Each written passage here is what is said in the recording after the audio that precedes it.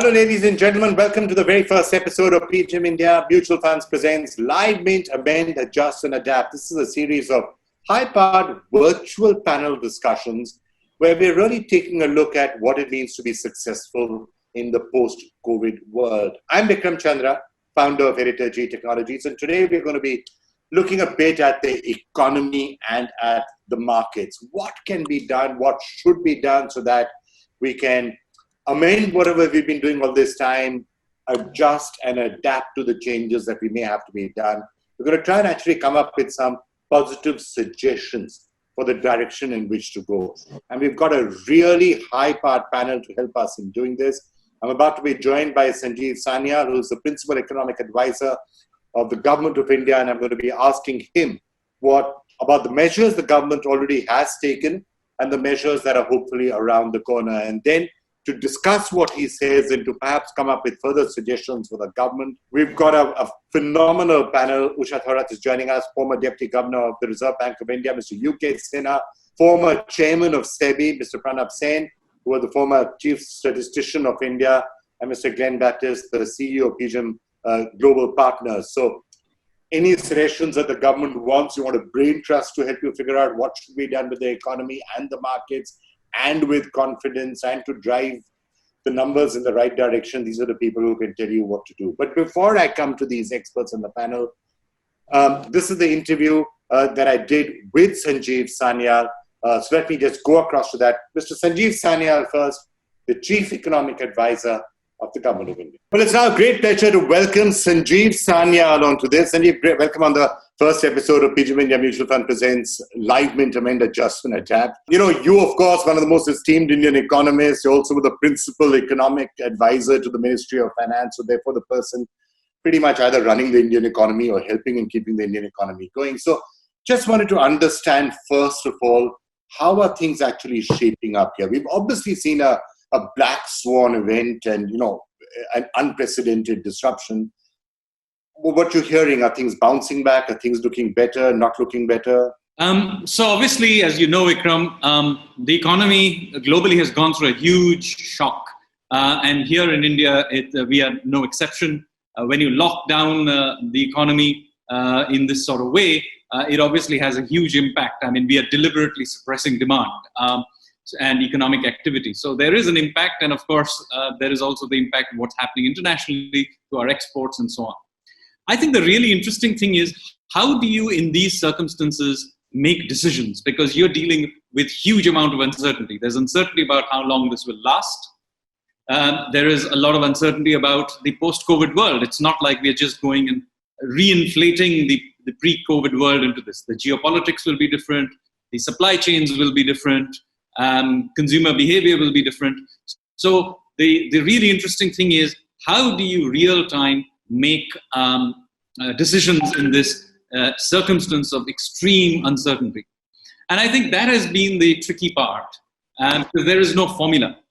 So the way we have gone about it is the following. And we have done this both for the health front and for the economic front, which is what is called a barbell strategy. Now, if you're familiar with the financial literature on this, you'll know what it is. Basically, what you do is you hedge for the very worst outcome, and then you basically step by step respond along the way without having a preconceived notion about how exactly this is going to pan out. So very early on, we realized that this is not a sprint. This is a marathon. We also realized that, for example, in the medical front, we had a huge variety of possible outcomes. I mean, you will remember the forecasts made by certain epidemiologists, which said there would be 300 million Indians impacted by now. There were others talking about herd immunity and so on. So very early on, we realized, look, there is a huge variety of outcomes possible. We don't know exactly what is happening. The only information we had when we started the lockdown was something bad had happened in Wuhan and that it had spread to Italy and killed a lot of people. That is pretty much the only information we really knew for sure. So how do you respond in that environment? Well, what you do is you hedge for the worst outcome, which is basically do a full lockdown, which is what we did for 3 weeks. Now, we know that this doesn't necessarily solve the problem, but what we know also, it buys us time to put in place some testing, put in place quarantining facilities, lock down, travel internally, and get information on what is happening in the rest of the world. Then since then, gingerly at first, but more aggressively later, we have opened things up. Now, immediately somebody will ask you, why are you opening up now when you have lots more cases than when do you lock down when there were very few cases? Well, barbell strategy. At that time, we didn't know what was happening, so you lock down for the worst. Now, we know for a fact that while it's very, very infectious, it probably isn't quite as dangerous as the initial Italian numbers seem to suggest. We also have a sense of which demographic it seems to hurt most, people with comorbidities, old people, and so on. So we can now make sensible trade-offs along the way. So this is the thinking behind the response to the health. Now let me show you the parallel to this in the economic front. When you do a lockdown, we know we are deliberately disrupting the economy. Nobody is under any illusion that this is a costly thing to do. So what do you do? So very early on, what you do is make sure the very poorest people in the system get some support. So you provide them some money in the bank, provide them some direct transfer of food and some cooking gas. Same thing you do for the business sector. There were some financial deadlines coming along. Well, you extend those deadlines, you create some sort of a moratorium for them, make sure people don't go into the IBC process and clog up the insolvency and bankruptcy thing, and then cause a cascade of default. So basically what you do is you do a cushion for the worst. Now that is how far we have done so far. Now as we open things up, we will go into the rebuild phase. And that is the phase in which you will now begin to see a somewhat different set of measures. Okay, I just want to, I think the medical part of the strategy in many ways, I think it has happened. You are right that, they had to prepare for the worst and then carry on. Let me just turn to let's just look at the economy a little bit, because that's where they ask some questions. You're correct. This was a major demand shock to the economy as well. However, a lot of the measures that you seem to have taken in that 20 lakh economic package were really supply side measures. Some of them are very welcome reforms, agricultural reforms and others, very welcome. They'll have an impact 5-6 years, long time later. A lot of people are wondering, how do you get the demand to start coming back? Because without that, the economy is going to be in a crisis. So again, you have to see it as we immediately in the beginning took the view that this is not a sprint. So while other countries were coming up with large $1 trillion upfront packages, our view is, guess what? We are deliberately suppressing demand right now. Why are we going to put fuel into a fire that we are deliberately suppressing? So there is no point in that environment to be building up demand. Sorry to interrupt you. Why would you deliberately suppress demand? It was an out. What is a lockdown? It is a deliberate suppression of economic activity. Is that not what it is? But that's for health reasons. It's not necessarily the suppression of demand wasn't the goal. It was the outcome. But we are killing economic activity deliberately. It is an outcome. So there is no point in putting in place more demand when you can't do anything with it. So for example, let me show you what happened in other countries so that you understand what I mean. All the paychecks, and a large number of paychecks, went out in the US, right? Now, most of it got saved. Look at the data. Now, therefore, the US government used up a lot of its ammunition, sent out paychecks, but there is no second order demand drive from it. So they have fired their ammunition, and there's not small money, this goes into billions of dollars, and they have not had it. Why are we doing this? We want basically to trigger demand and get second order, third order waves of demand happening as a result. But when you have locked it down, there's no point in doing this. So what is it that we should be focusing on? And that's where the barbell strategy comes in. We focus on keeping the economy going during the lockdown, not in reinflating demand. That too will come. But the stage at which, what were we doing? We were trying to make sure, for example, there was enough liquidity and credit for the MSME sector that they didn't begin going bust. There's no point in providing demand later if the people who are going to produce the stuff have already gone bust. So you provided 100% guarantee for credit for MSMEs up to 3 lakh crores or even more if necessary. We provide a buyer of last resort for NBFC paper. That's the SPV that we have created. We know that companies cannot leverage unless they have some equity in their thing. So we create a fund of funds The job is to provide sub-debt. So what are we doing? We are creating a cushion for the system to survive this lockdown phase. Now, as we come out of the lockdown, we will begin to have to build out more demand. And there we will come to that stage. I'm going to speak a little bit about that. But you asked about the supply side measures as well. Well, what are these people going to invest into in this new world that we come into? So when we do come up with demand, and some of it, by the way, will reflate by naturally as well because of our demographics, etc., whatever. Now, we have to be very careful, however. We do not attempt to waste our energies in trying to re-inflate the pre-COVID world. As I mentioned to you, this world is very, very different. Unfortunately, in this situation of uncertainty, I can't tell you what exactly will be the industries that will grow, how exactly they will grow, and so on. So the most important thing in this situation is that we invest in economic flexibility. So this is the context in which we are liberalizing agriculture. We are liberalizing and simplifying labor laws. And even if you see what we are doing there, it's not that we are removing labor laws. We actually want more safety. We want better working conditions, but we also want more flexibility. So this is the context in which we are opening up sectors. We know there may not be immediate impact of this, but some may happen, by the way, faster than 5-6 years. But as we then go into a situation where we can reinflate demand, and there we do have more space than people give us credit for. Yes, on the fiscal side, the space is not as big as we would like it to be, but we do have some space. Our debt to GDP ratio is not as high as many people fear it is. But on the credit and monetary side, we have lots of space. We are one of the few countries in the world where interest rates are still decently high. So we can lower them. Other countries are at zero or negative, so they can't do anything there. So we will leverage where we can, and we will do it sequentially. Okay, I think that you really laid out the strategy very clearly. I just want to debate two parts of it with you to help understand.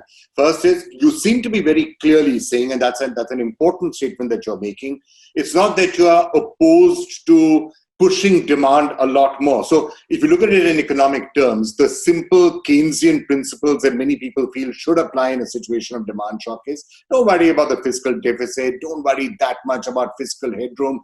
People will realize, rating agencies will realize that it's a once in a lifetime sort of an event that's happened. So allow a certain fiscal state, allow FRMB and others to start going down, and do push demand.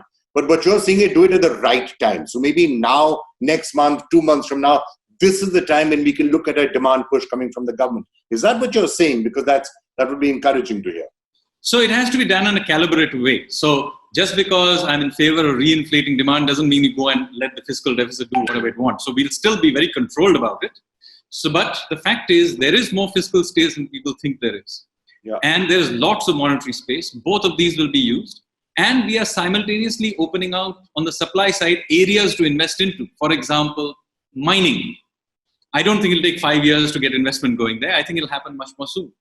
Similarly, you invest into flexibility so that new sectors can move. Supposing completely new area turns up, well, the labor market can move into that area, and so on and so forth. We want, for example, we're going to put in a lot of effort into getting foreign supply chains to relocate to India. We can't do that with the kinds of bureaucratic and other hassles we have in there. And of course, some tax rules have also already been changed in terms of lowering our corporate tax rate. So some things have been done, more will be done. But the key here is to open out sectors and allow demand to come. Now, since you mentioned Keynes, so let me put it in those terms.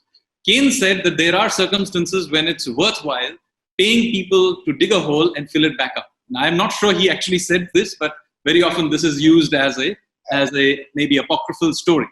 But you see, let's take the logic of the story. If you are in an epidemic-based lockdown where the guy is not allowed to come out and dig the hole, so you've got to at least allow the guy to come out and dig the hole before you do this. Yeah. So that is the context in which you have to see this. When you are deliberately suppressing the system, there's simply no point in trying to push anything. Once you have saved the system, you get to the other side, then you begin to slowly roll out things and get the machine to take off. Okay, that part of the strategy, I think you explained quite well. Now let's just look at what the other thing what you were saying, that you had to put liquidity into the system and enough credit into the system that MSMEs and the vulnerable segments don't go bust during this particular period. Now, there's an issue with that I just wanted to put before the table. In theory, what you're saying is correct. And in theory, yes, there's 300,000 crore rupees worth of soft loans, of loans without collateral for MSMEs, 50,000 crore rupee fund of funds, blah, blah. All of those things are all fine. However, when you're trying to push that using that same system, you're telling the banks go out and lend, and how do you do it? Fund of funds, are they actually out there investing? It's not time bound. Now, the danger with that is that you're telling companies don't shut down. You're telling companies don't lay off people and throw people out of work.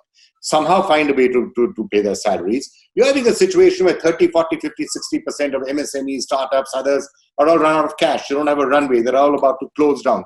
They don't need money 3 months from now or 2 months from now or 6 months from now. By that time, something will be worked out. They need money today. Actually, they needed money in April. They needed money in May. So to some extent, the time before all of that money gets into their hands is as crucial as the quantum.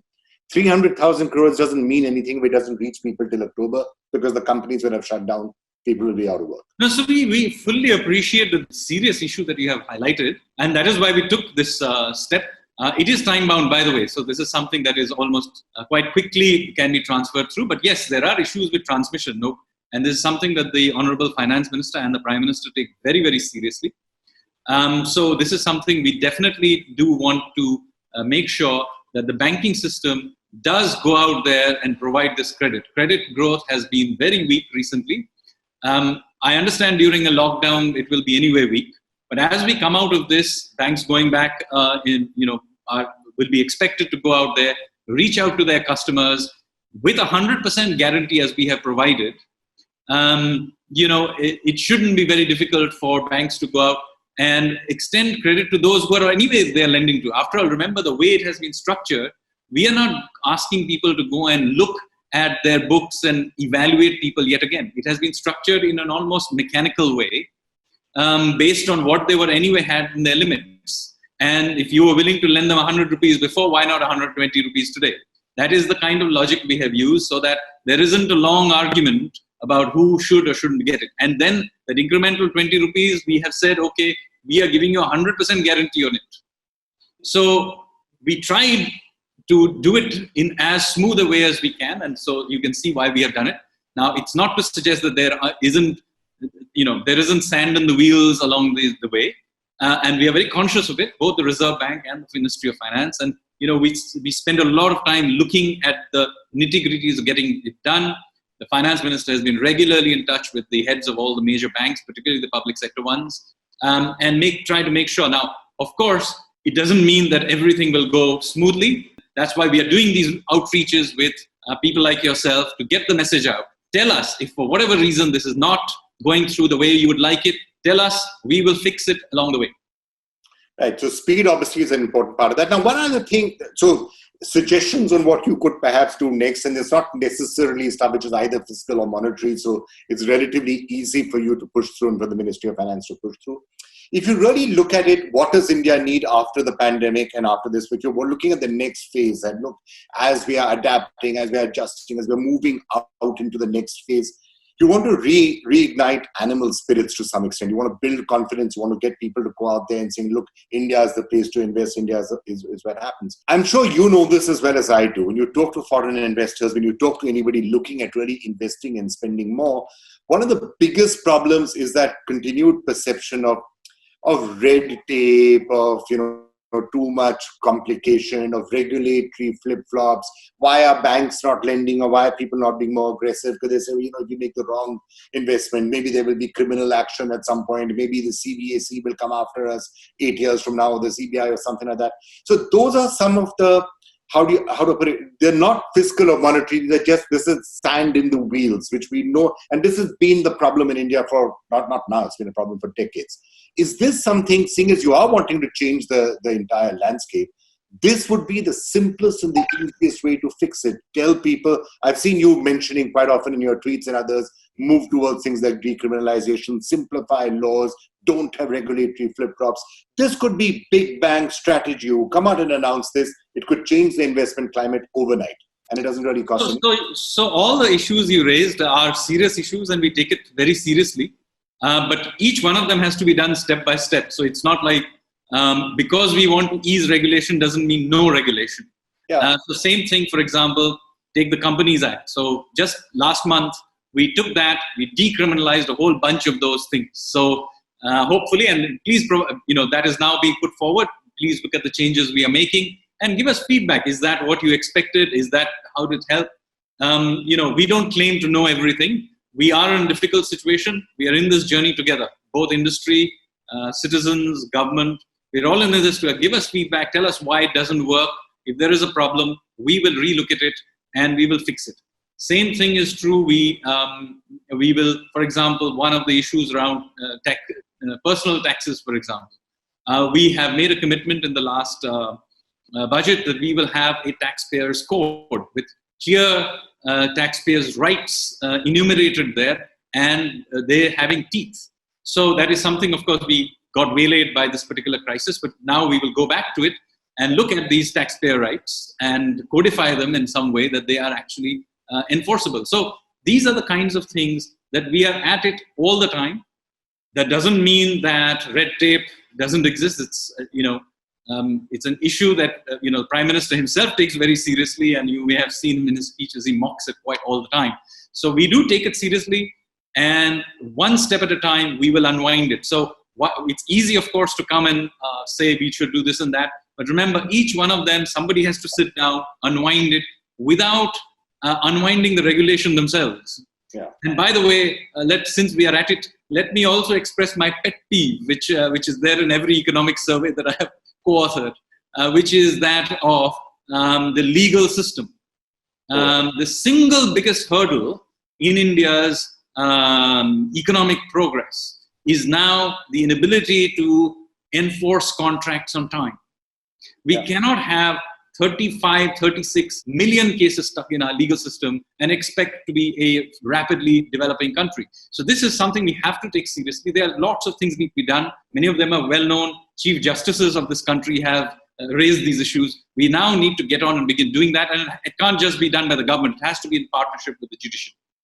Right. So last question, actually, you did ask for suggestions and advice, and I completely take your point on what needs to be done. One of the simplest ways that the government can do it and what you can specifically do is just make all the rules and regulations and taxation simpler. The simpler and the easier it is, the less ability to then go and litigate and argue about it. I mean, take something as simple as capital gains tax, one of our pet peeves. You would be aware, no doubt, that capital gains tax on a listed company is 10%. On a startup is 28.5%. Why should that happen? It's just the way it's happened through various changes and various complicated notifications. You simplify, you may be able to solve that problem as well. Well, that's a project for you then, Vikram. Put together a way of re-looking at this whole thing and a justification, and we will certainly look at it sympathetically. All right, Sanjeev, thank you so much for joining us. So overall, you think things are on track in the economy? What's your gut feeling? We're going to bounce back fast? We're not going to bounce back fast? Last word from you. We went through what is a difficult situation globally and in India. And of course, things are being now unlocked. So some bounce back will inevitably happen just by virtue of just unlocking it, because we were deliberately holding things back, and once you let the hounds out, some growth will happen. But then comes the issue of beginning to really ramp it back onto the original trajectory in an environment where there are many new factors that are emerging. As I said, they range from geopolitics to new technology to consumer behavior may no longer go back to where we were before. So don't assume that we will go back to consuming the same thing we were. So in that environment, I keep coming back. Most important thing is to be open-minded and flexible, rather than be prescriptive in exactly how things will pan out. But I think be sure we are got our eyes open.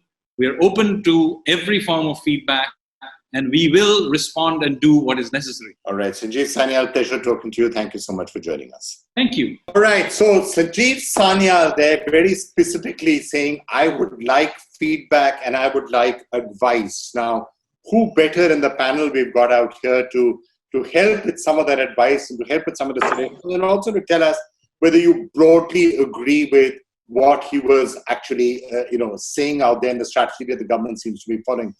Usha Thorat, can I just start with you first? Because at least on a couple of points, I know I saw you taking notes almost as as you were having a sort of a conversation around the basic factors of, the monetary room which is available right now, which he's saying that is there enough? There's a lot of monetary space, there's fiscal space, but there's monetary space. And yes, you can leave it to the banks to push it forward. What is your take on that? Thank you, Vikram. Thank you for inviting me on this panel. I think the strategy of the government, Sanjeev has eloquently sort of articulated. Obviously, it has two strands of it. A huge part of it really depends on the liquidity injection and the credit guarantees to start working. Because if that's the way that the demand revival is going to happen, and also for the sake of holding on operations of existing activity.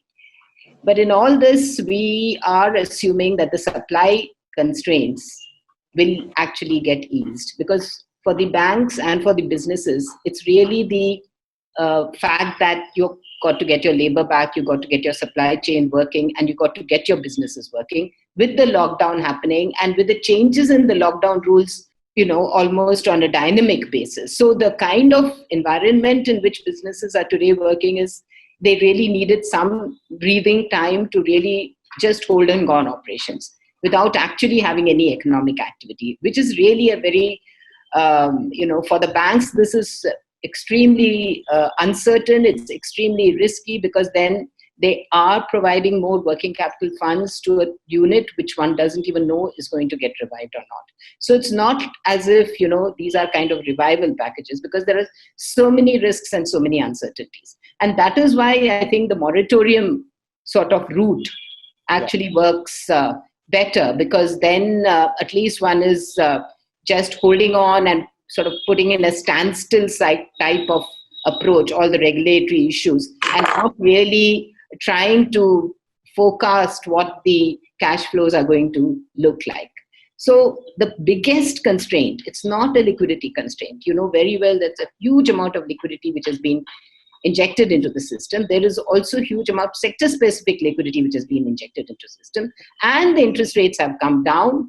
The opportunity cost for the banks by reducing the reverse repo rate is also come down significantly. So then what is it that is needed? So I'm assuming for a minute that the supply side is still a major constraint and continues to remain so. But assuming it's not there, there is a huge risk appetite problem.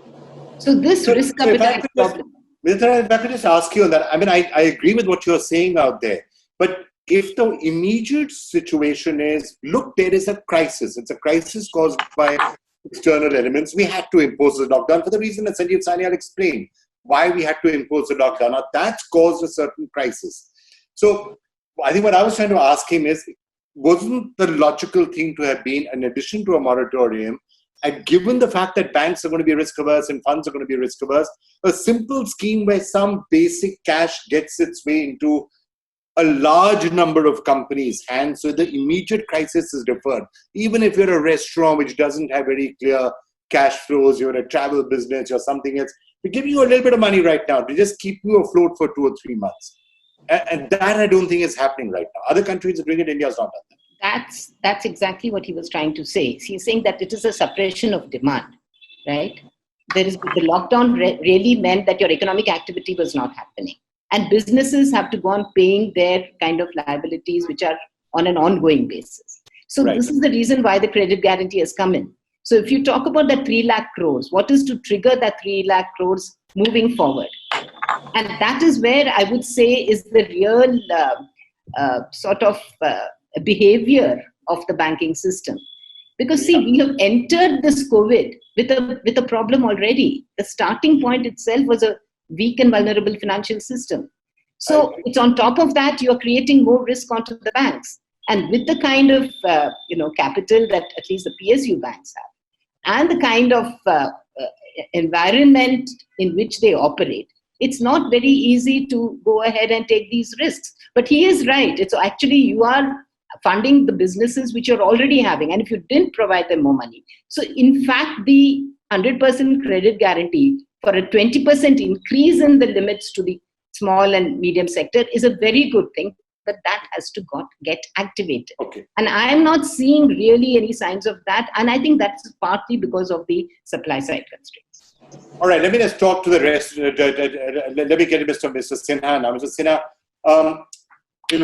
we were wanting to look at markets also. Now, it's actually interesting. If you see what's happening to the stock market, but look at the stock market abroad, it's like America's at a new all-time high. So no one quite knows what the American stock markets are doing right now, largely driven by tech. That's the other way, that you use animal spirits, you use the markets, you put in flexibilities, maybe I was discussing with Mr. Sanyal, cut capital gains tax, do something like that to revive animal spirits, and then leave it to the market after that to try and solve a lot of these problems. What's your take, sir, on the present situation, what Mr. Sanyal said, and your own prescriptions? Coming specifically to the markets, the interesting thing which is happening in India, even outside India, is that the huge amount of liquidity which has been pumped in globally, both by the central banks and by the fiscal stimuli that has been given, it's a huge amount. The guess is that it is about $16-17 trillion. So what is happening, that this huge amount of liquidity is finding a place to go. In India, for example, in the first quarter ending March, our market between January and end of March declined by about 35%. But in April to June, in the previous 3 months, ending yesterday, 30th of June, our market has gained 25% from that level on 1st of April. Look at the foreign portfolio investors. Both on the debt and the equity side, we had a huge outflow in the first 3 months, but that has also now become positive. In fact, about $4 billion, I was looking at the figures still yesterday, $4 billion positive inflow in the last 3 months. So there is a realization, not only in India, but globally, that the financial markets have become completely disconnected with the economic reality. And I'm not saying this. Even the IMF in its report 3 days back has said that the financial markets are hoping that this sort of a liquidity pumping will continue. And because of this, the interest rates will continue to be suppressed. And because of this, the financial asset prices will continue to rise. But there is a big risk in it. The risk is that this cannot go on forever. And whenever that risk appetite gets reduced or challenged, then there will be a very heavy price to pay. So right now in the financial markets, we are seeing that the market is disconnected from the economic reality. However, I must also add that the Reserve Bank of India, in our case, did a very good job on 27th of March and again on 17th of April, when they came out with their monetary policy and other announcements, and that was the time when it was required. Going back by making a comparison to the 2008 episode, the financial markets were facing a very serious problem, and the bond market, both government bond market and the corporate bond market, was giving signals. So that handling by the RBI was very, very timely. It was very, very effective. But the point is, how much can the central bank do? And where does the government of the day start taking measures? I'll stop here. All right, so it's very interesting what you're saying. Of course, the liquidity, in the fact that liquidity is being able to be sloshed into the system, and that keeps prices up. And I'm going to get all of you to talk about that. It seems to have been continuing for 10 years now, and there's no sign of monetary debasement. Nobody seems to be concerned. Keep printing, doesn't matter. Bring interest rates down to zero or negative. Maybe I'm going to get all of you to comment on that a little bit. But Pronab Sen, if I could just come to you, and I think you're on. If you could just unmute your mic. Let's just look at the data. So when you're looking at what is actually happening in the economy, what's your sense? I mean, we've heard it's a demand problem. No, it's a supply problem. No, it's a bit of both. How bad is the situation out there? You must be looking at the data, and you probably understand the data way more than just about anybody else I can think of in the country. What's actually happening? The situation is very bad. I mean, let's not kid ourselves on it. And I think Sanjeev Sanyal also recognized the gravity of the economic situation. But, it does make a lot of difference in terms of the diagnosis, whether you're talking about what has been happening and what will happen in the future as a supply problem or a demand problem. And let's be very clear about some things. which is the lockdown itself was not a demand shock. The lockdown was a supply shock. It will have demand consequences, but that follows. It is essentially a supply shock. In a sense, I think Dr. Sanyal recognizes that, because when he says that, giving a demand stimulus at that stage wouldn't work, and he's right about it, it wouldn't work. But here's the thing, that, you have to recognize in terms of policy making that policy should not always trail events. Quite often, policy has to precede an event. You have to be able to project what is likely to happen and take measures before.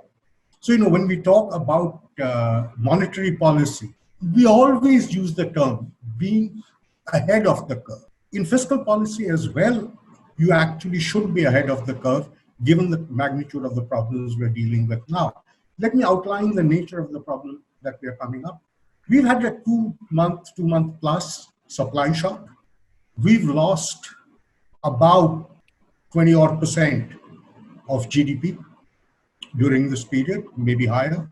What's going to happen post-lockdown is we'll transition from a supply constraint to a demand constraint. If the government does not kick in with a demand stimulus at that point in time, which is this point in time, in terms of simply timing, the lockdown is substantially lifted. So the government needs to come in now. Otherwise, what will happen is that as firms try to come back into production, they're going to face a demand problem. Okay. In which case, what will happen is that the chain of shocks that the companies are facing simply becomes longer, and it is going to strain their ability to survive. And if the action is taken too late, what you will end up getting is a very large number, particularly of the MSME units, who will simply back up and go under. Yeah. In which case, later during the year, you can expect the supply constraint to kick back in, not because of any policy reason, but simply because firms have gone bankrupt, right? So time is of urgency. I mean, I like barbell strategies, but the point is, here you have to be ahead of the curve. I'm afraid I'm not hearing that. I completely agree with you, and I think that's the point I was also making to him, that timing is everything. I mean, your strategy may make broad sense, fix some of these issues, then fix that, then fix this, but you've got to get the timing, and you've got to get the money into people's hands at the right time. Maybe to some extent, worrying about the poor, as has just happened with the additional money, the additional food going in, maybe a step in that direction. Glen Baptist, if I could just get you in on that note, your overall sense, and we were just hearing, Mr. Sinha saying very clearly that there seems to be a certain, why are the stock markets continuing to rise at a time when everywhere else has talked about, gloom and doom? It's a liquidity, it's almost like a liquidity shock. There's so much liquidity which is flooding into the system that financial asset prices are just as high, irrespective of everything else. What is your sense of that? And should people worry? Is there a crash coming? Or do you think liquidity will remain that way until such time as in the economy will be strong enough to sustain it? Take a look at the markets. It's frankly very tough at this point in time to know what the markets are factoring in, especially if you look at different markets around the world, because there is just so much uncertainty ahead. Now, in general, I would say that markets tend to be quite efficient and do tend to anticipate the most likely outcome of the economy and earnings. But as you obviously know, we are one of the world's largest asset managers at PGIM, the asset management company of Prudential Financial. And what we try to do at PGIM is to evaluate whether at any point in time the markets are overly exuberant or too pessimistic. And we then try to position our portfolios accordingly. And as we sit here at the beginning of July, we frankly think that the markets are probably a bit more on the exuberant side. And why do I say that? First, let's just take a look at the economic outlook. At PGIM, we generally agree with the recent report from the IMF that the global economy will be in a recession for most of this year. with US growth down about 6% on average for 2020 and global growth down about 5% or so. And we also agree with the IMF that both the US and global growth will probably recover to about that 5 or 6% pace in 2021. We think it will take time for the virus to be contained and, importantly, for economic behavior and activity to adjust and get back on track. So in other words, we are not expecting a sharp V-shaped recovery, but rather, frankly, it's more like a Nike swoosh recovery, a sharp decline with a slower, longer recovery that will probably take till late 21 or maybe even early 22 before we get back to levels before the crisis. So now let's take a look at the markets, right? If you look at the S&P 500, as you said, even though it dropped sharply by about 30% in March, it has rebounded since then and is now down only about 3 or 4% year to date. Now, I think we all note the huge amount of government and central bank liquidity that has gone into the system. It's unfathomable in terms of those amounts, in trillions of dollars. And so some of that rebound was probably warranted because of that stimulus. However, some of this, like the unemployment benefits, as Mr. Sanyal said, the paycheck loan programs in the US are short-term in nature. They're not sustainable. And frankly, unfortunately, some of it has gotten wasted. And Right. So when we look at the rebound at the S&P 500 and the fact that the forward PE now is 24 times compared to a historical median of about 16 or 17, we do think that the market has probably recovered a bit too fast, and we wouldn't be surprised to see a correction in the near term before it eventually recovers again and catches up again back to the economic recovery that's likely to happen. So that's our take about the US market. Now, if we look at India, the markets in India are still down about 15% year to date. And so maybe that's being a bit more realistic.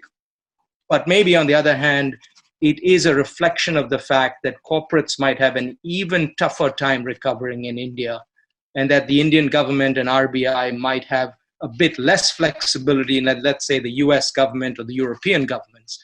And so maybe it's, being reflective of that fact. And then the final point I would make, which is something that we tend to forget, is that the market is made up of many different companies. And in the US and even in India, it seems to us, as we look at their performance, that market leaders are actually gaining dominance. And there are huge disparities in performance depending on the company. So we really need to focus on bottom-up research and picking those companies that are likely to win than to get caught up in the market averages. So let me stop there and turn it back to you. Well, I'm going to come back to you on that last part, which you were making as to who's going to be the winner and who's going to be the losers, because clearly, as you were saying, some of the digital businesses and the tech companies obviously seem to be showing a lot of strength. And if anything, coronavirus has given them a further boost, which might be one of the reasons, by the way, why the American markets and the NASDAQ and others are up, because some of the big heavyweights out there are all tech companies and they're all doing really well. Usha Thorat, let me just come to you on some of the other parts. Look, traditionally, it's often been said that governments tend to be cowboys and the central banks tend to be the really conservative ones who have a lot to worry about, and inflation and the rest of it. If you look at the last decade or so, that's not necessarily been the case. We heard Sanjeev Sanyal saying there's a fair amount of monetary room available. Why? Because interest rates in India are still 4%. Half the world seems to be having interest rates that are either zero or now moving into negative. Who would have thought that day would ever come? So there seems to be, central banks seem to be very happy cutting interest rates, seem to be very happy printing money, seem to be very happy injecting more and more liquidity, because there hasn't been really a surge of inflation for a while. Do you think, is this the new normal, or do you think that we're laying the seeds for something that is going to come back and bite us? A fresh crisis that is going to come and hit when people realize there's just too much money sloshing around, too much liquidity sloshing around? Well, I think, Vikram, that's quite an important point, because this debate about whether there's too much liquidity sloshing around the system has been going on. And I think UK really referred to it when he said that the kind of liquidity injection and the impact it has on asset markets. And in India also, we do find that even though the real economy may be not doing so well, you'll find that the stock market is doing very well. So I personally feel that the kind of scope for easing further, I mean, now we are down to 4%, and we can't compare India interest rates with the global interest rates because India inflation is very different from global inflation. The behavior of inflation is also very different. So I think when we say there is more room, I'm not really able to understand on what basis that statement can be made. Because I think even I would say that, let's just take the NCAR quarterly review, which came out recently, which said that without a stimulus, there would be a fairly significant shock. And even with if you expect all the liquidity stimulus and the small fiscal stimulus to work out, even then it would just probably be a 0% growth. So, and it would also be coterminous with a higher inflation rate and a higher current account deficit. So I think Indian economy is not, we cannot conform to the global economy. We have to be mindful about all the macroeconomic factors and the financial stability issues. So the need of the hour, I certainly feel, is to make these various guarantee schemes really work. And I would say that is the trigger. Plus also start dealing with the real sector backup for some of the huge financial NPAs, which really come from the telecom, from the power, from the real estate, and from several other sectors because of where the huge NPAs are resting. All right, Mr. Sen, I just wanted to ask, look, I'm going to ask everyone again about whether more demand measures need to come, whether more fiscal steps should be taken, whether it should be more on the monetary side, more reforms. I still want to try and get some prescriptions from everybody. But one of the most obvious things, Mr. Sinha, that comes to it is, if you take a crisis like this, we heard the government saying at the time when they were announcing the economic package, now is the time when you can actually reform, and there will be an openness for everyone to accept that reform. We heard the Prime Minister saying land, labor, liquidity, laws, those are the sort of areas where massive and dramatic changes can come. And it did happen in some areas. There were some reforms. Do you think now is the time when we can take advantage of this to really unclog the system and some of the things that have held us back a long time? Red tape, regulations, confusing laws, too much, why are people reluctant to lend? People are reluctant to lend because they are scared that 10 years later some inquiry will happen and there'll be some vigilance, and why did you lend it to this company, the company went bust?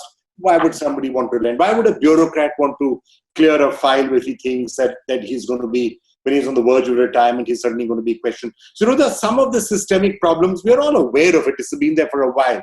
But do you think this is a good time to change some of that? And if so, what could be done? Very simply, very fast, next week. Let me first come to the observation that since times are uncertain, we do not know what is going to happen. So perhaps we are going to wait for things to be clear and then take measures to reignite the economy. I find it difficult to accept this line of argument. If you look at it either from the micro point of view or from the macro point of view, I will say that this is perhaps not the right approach. If you look at a firm and the firm is in need of capital, and you want that firm to get some money, but 3 months from now or 6 months from now, rather than that, but you give the money right now, the firm can start producing, the firm can start paying to its employees. So delay in all these packages for the firms are not going to be helpful. In fact, it is going to create more problem. Imagine a patient which is running high temperature and every day the temperature is rising. Would a doctor wait for the temperature to rise to the maximum and then start administering a dose, or will he start administering the dose right in the beginning? So that's the micro aspect. The macro aspect is whatever measures we have taken or we are promising to take, this is going to increase our debt. And debt sustainability becomes a problem. And if our economy is going to go down this year and maybe even next year, then the debt sustainability becomes a major issue. Growth is crucial for India and for any other country to have a sustainable amount of debt.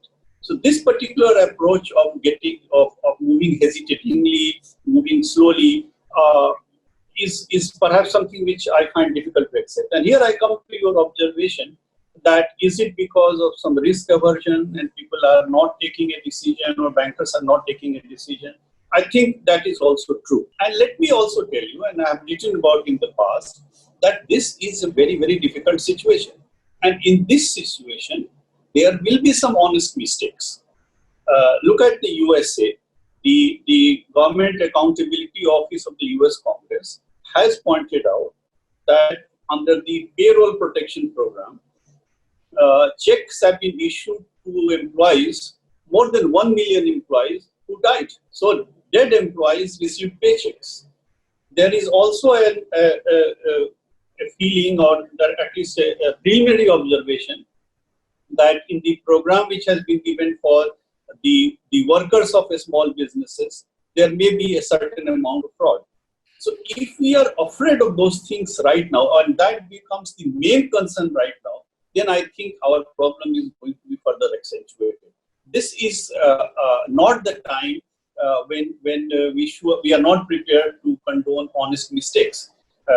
If the database, maybe even today, with all the caution, you will find that some of the money which has gone for food grains or for other things or for Manrega, there might be mistakes. But if these are honest mistakes, people are not doing it deliberately and doing it sustainably on a longer period, this is not the time to make it our first criteria right now. First criteria should be to give employment to people, to revive the economy.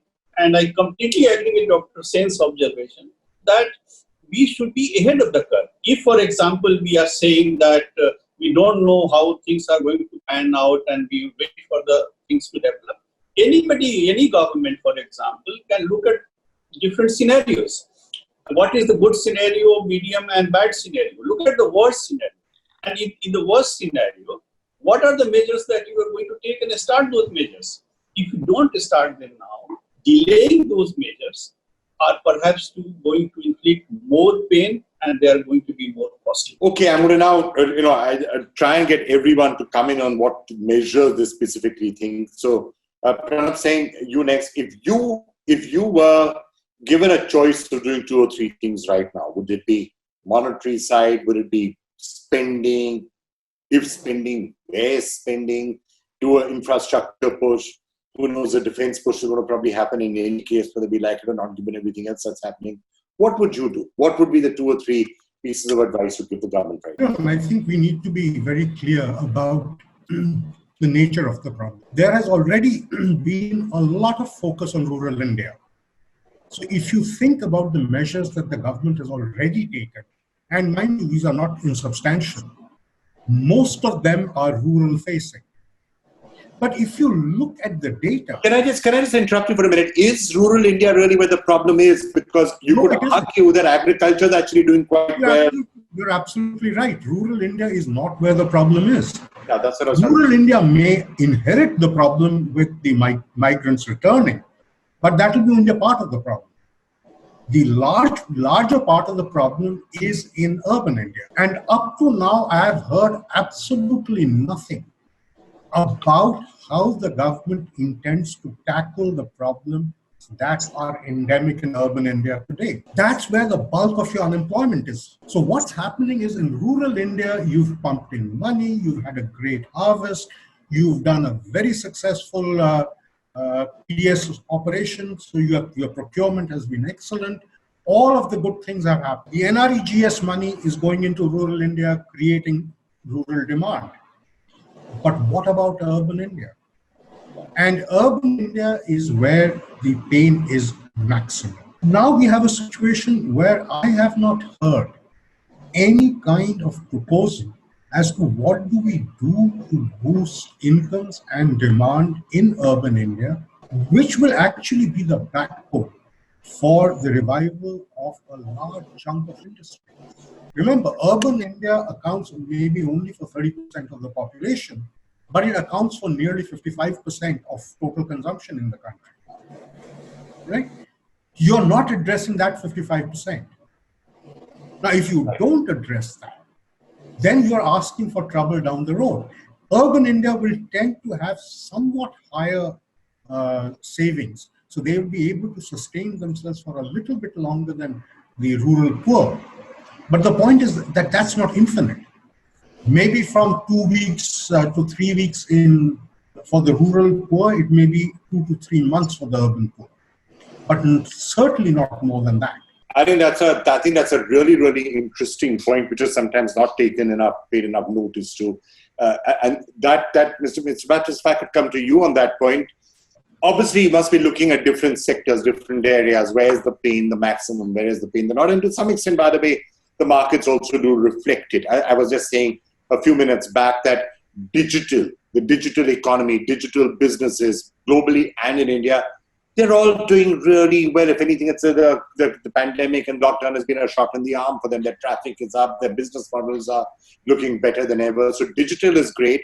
Agriculture, as it turns out, seems to be doing quite well. In India, we've been seeing bumper harvests, and again, the monsoon seems to be pretty good right now. As Mr. Sen is saying, the pain points may be elsewhere. What do you think?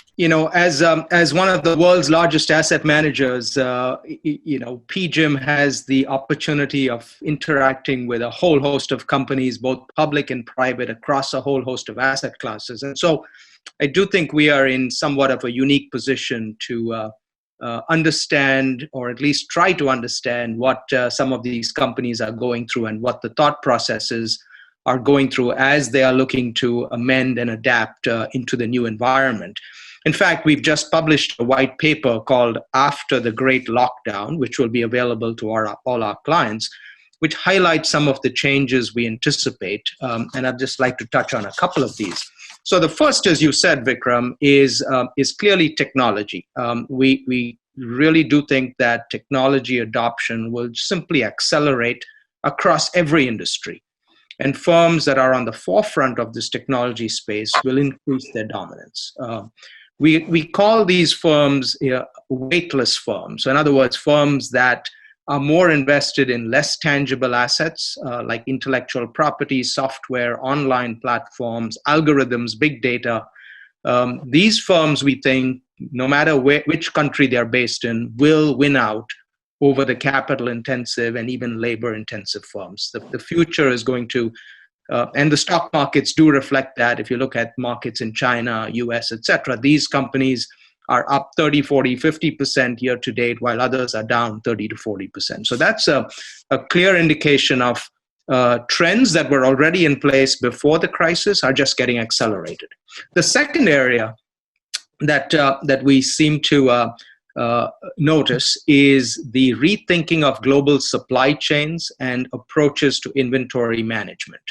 US and European companies were clearly surprised when their suppliers in China, Italy, and other countries suddenly went into lockdown mode and disrupted their supply chains and created the supply shock that we've been talking about. So now companies are going to start thinking about diversifying their supply chains, possibly reshoring vendors. They will worry more about the financial stability of their vendors, and will probably begin to think about moving from just-in-time inventories, which has been the tradition for the last 50 years, to just-in-case inventory management, adding to inventories just to avoid these types of shocks. And then the final area that we think will be a focus is a rethinking of real estate space, both in office, logistics, and residential properties, as well as in infrastructure and transportation needs. Office space clearly won't go away, but we may use them less. And so it will need to be more flexible and have different amenities. Similarly, urban communities will continue to be important, but the needs of the urban resident might be different going forward. Overall, I would frankly say that as we look at how all different companies have been reacting and individuals have been reacting, we have frankly been very impressed by how most firms and their workforces have been able to amend their processes so quickly to deal with this pandemic environment. And frankly, the firms that have taken the lead in adjusting will probably be the winners in the future. All right, really interesting. Let me try and get some. We're nearly out of time. Last quick thoughts from you, Mr. Sinha, and then you, Mr. Thorat. If I could just ask you, Mr. Sinha, first. Look into a crystal ball, next 5-6 months, how do you see them going? And any final policy prescriptions that you might have? Going by our preparedness and also past history, I would recommend that the area where we should concentrate right now is the area of infrastructure. It is time tested because if government takes the right decisions, this whole thing can be kicked in the next 2 weeks. Anything else that we are talking about will require maybe a couple of months or even more. So, and fortunately, most of the infrastructure related activity has to start with the government's initiative. I would say a very big and immediate focus on infrastructure. Here, unfortunately, there are a number of supply side related issues which the government will have to solve. If you talk to any company in the area of infrastructure, they will say what all hurdles they are facing even today, even in projects which have been approved. They can't get their goods, they can't get their raw materials, they can't get their manpower equipment. Those things should not be very difficult for the government to remove. So my focus would be on infrastructure. And for last 20 years at least, whenever India has been in a crisis, the immediate revival has started to focus on infrastructure. So I will recommend that. Second would be real estate. And while the point about office space versus residential space is valid, my take is that there is tremendous amount of shortage of residential space in the country. And again here, lot of regulatory and other supply side issues should be removed. If they can be done, this sector can take up. And what happens both in infrastructure and real estate is that once things start moving, steel, cement, lot of other activities, they all start moving. And lastly, I would say that government and the banking system should look very, very closely at the MSME sector.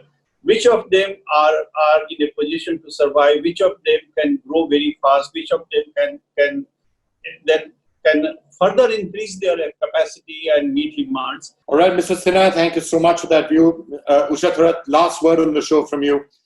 Any recommendations? I kind of, would like to dream with Mr. Sen on the urban employment guarantee scheme. I think there is a real need of the hour. And this is also linked up with the way that we have seen urban housing leading to pandemics getting exaggerated, the kind of housing that we are really providing labor. So probably there's a huge opportunity for us to actually generate employment in the urban areas and also maybe de-stress the metros and have a more disaggregated kind of model of manufacturing and services, which actually develops more around tier 2, tier 3 cities, where you would also manage the supply chain in a manner that it's more like a circular economy. And I would say these are to be done even from a long-term perspective of the environment and climate change and so on, but also from the pure fact that we have seen the way the extraordinary, the slums were affordable, that the housing that we have provided have also created huge issues. Going forward, we'll never be able to deal with pandemics unless we straight away confront this. And here, I think there is an opportunity, small sewerage plants, better sanitation, better solar panels for these housing, a much better housing. And this is, again, a huge employment generator with a lot of multiple impact on the economy. So maybe an urban guarantee scheme, right, I think would be very welcome. All right, I'm afraid we are out of time, but that was really, really interesting. It was very instructive to hear, first of all, from Sanjeev Sanyal and the government as to what they're doing, why they're doing, and what they're thinking of doing now. And by the way, if you have any suggestions, do keep sending them in as well. And then also this absolutely illuminating panel out here, and which was left with lots and lots of things to think about, including there's one really interesting point that emerged. We are so used to, when you talk about economic crises in India, it is so often a rural phenomenon or an agricultural phenomenon. The monsoons have failed, there's a drought, farmers' loans, farmers' suicide. It's often been an agricultural crisis or a rural crisis. This perhaps a crisis that is very clearly an urban crisis and not a crisis for the farmers and for rural India. And that's something to have in mind. By the way, that's also going to be true of the pandemic itself. It is really restricted to many of these dark cities, and that's where the impact, therefore, is also going to continue to be. So I've learned a lot. I hope you've also got some interesting things to think about. Thank you so much for joining us. We'll be back soon with another episode of this very special series. Thank you all so much for being with us.